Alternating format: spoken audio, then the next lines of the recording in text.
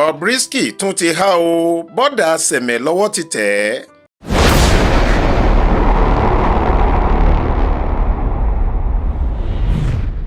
bó bá jẹ́ àwàdà lásán ni ọ̀dọ́mọkùnrin tó ti fẹ́rẹ̀ sọ ara ẹ̀ di obìnrin tán ni Idris Okuneye ń ṣe nígbà tó sọ lórí ayélujára ní gẹ́rẹ́ tó jáde lẹ́wọ̀n láìpẹ́ yìí pé òun sì fẹ́ padà sọ́gbà ẹ̀wọ̀n ọ̀hún torí ibẹ̀ bá òun lára mu. àfàìmọ̀ ní àlá ọkùnrin bí obìnrin tó máa ń pe ara ẹ̀ ní Mummy of Lagos yìí kò ní wá sí ìmúṣẹ láìpẹ́ látàrí báwọn agbófinró ṣe ní ọwọ́ wọn ti tẹ Bobrisky báyìí ó sì ti wà lákọlò àwọn. wọ́n ní ibi tó ti ń dọ́gbọ́n láti gba ọ̀nà ìbùrú sá kúrò lórílẹ̀‐èdè yìí ló ti kó sáwọn lọ́wọ́ ló bá wọ gbága. àwọn immigration ìyẹn iléeṣẹ́ tó ń rí sí ìwọlé àti ìjáde nílùú lórílẹ̀‐èdè Nigeria Immigration Service NIS ni wọ́n kẹ́fìn Idris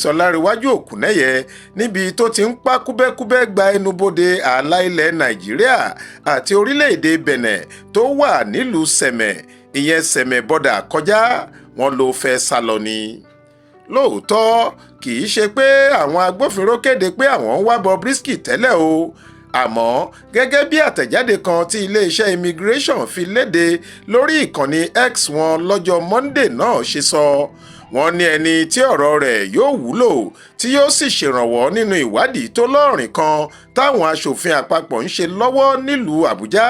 ní Mummy of Lagos yìí kò sì lè dásìkò tí wọ́n fẹ́ fọ̀rọ̀ wá lẹ́nu wò kó wá dàwátì torí ẹ̀ làwọn ṣe mú un àti pé lẹ́yẹ òsọkà làwọn yóò taari rẹ̀ sọ́dọ̀ àwọn agbófinró l'Àbújá. bẹ́ẹ̀ ṣáájú káwọn immigration tó ṣe ìkéde yìí ní ọkùnrin táwọn èèyàn gba tiẹ̀ lórí ayélujára kan ọ̀gbẹ́ni Martins Ose tí ìnagijẹ rẹ̀ ń jẹ́ Very Dark Man ti kọ́kọ́ gbé fídíò kan jáde lórí ìkànnì rẹ̀ ó ṣàfihàn Bobrisky lákọlò àwọn tí wọ́n mú un ó sì kéde pé wọ́n ti mú un bí kò bá sì rí bẹ́ẹ̀ ó ní kó ja òun níyàn rẹ̀. tẹ́ ò bá gbàgbé Very Dark Man yìí ló tú àṣírí ọ̀rọ̀ kan tí wọ́n fẹ̀sùn rẹ̀ kan Bobrisky pé ó sọ nípa bóun ṣe san òbítíbitì mílíọ̀nù náírà fáwọn ọ̀gá kan níléeṣẹ́ ẹlẹ́wọ̀n ilé wa èyí tó jẹ́ kóun láǹfààní láti gbé ilé gidi kóun sì jayé ọlọ́ba ní gbogbo àsìkò tóun ń ṣẹ̀wọ̀n oṣù 6 tílé ẹjọ́ sọ ọ́ sí níbẹ̀rẹ̀ ọdún yìí. òfófó yìí dá awuyewuye sílẹ̀ ó sì mú kí wọ́n jáwé lọ́rọ̀ kún nílé náà fáwọn ọ̀gá iléeṣẹ́ ẹ̀wọ̀n tí wọ́n fura sí. lọ́gbọ́lọ́gbọ́ ọ̀rọ̀ yìí ló mú káwọn ọmọ ilé ìgbìmọ̀ aṣojú-ṣòfin pinnu láti túṣu désàlẹ̀ ìkòkò. wọ́n kọ̀wé pé Bobrisky àti Very Dark Man àmọ́ ní 30 oṣù kẹsàn-án ọdún 2024 yìí lọ́jọ́ tí Very Dark Man yọjú sí wọn Bobrisky kò wá èyí ló sì mú kí Very Dark Man takú pé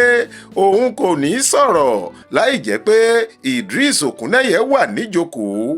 ni wọ́n bá sún ọjọ́ ìwádìí síwájú.